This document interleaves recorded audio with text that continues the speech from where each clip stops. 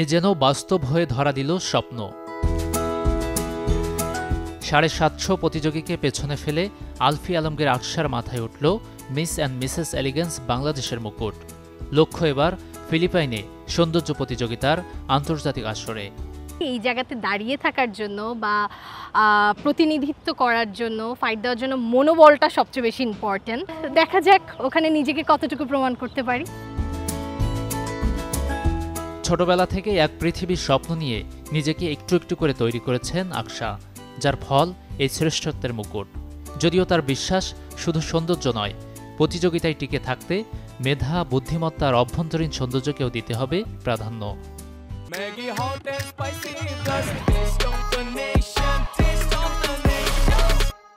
Beauty pageant মানে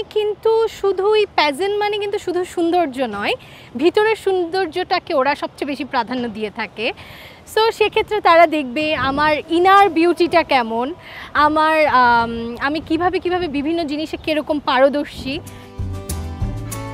বিনোদন অঙ্গনে পাখা মেলতে চান আকসা। ইচ্ছে আছে শাকিব খানের মতো তারকার সাথে চলচ্চিত্রে জুটি বাঁধার। সবার ইচ্ছা থাকে মেগা স্টার আমাদের শাকিব খানের সাথে কাজ করার। আমিও তাদের থেকে আলাদা নই। আকসার ইচ্ছে নারীদের কল্যাণে কাজ করার, বিশেষ করে বিধবা নারীদের পাশে থাকতে চান তিনি। বিধবা নারীরা অনেক বেশি বঞ্চিত বিভিন্ন জায়গা থেকে, অধিকার থেকে পিছিয়ে। ইভেন তাদের কাজের বেলায় তারা কাজ পাচ্ছে না বা কিছুর জন্য।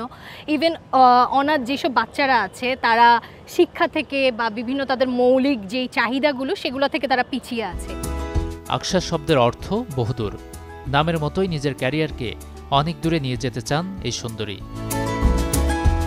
গাজী আনিস, চ্যানেল 24, ঢাকা।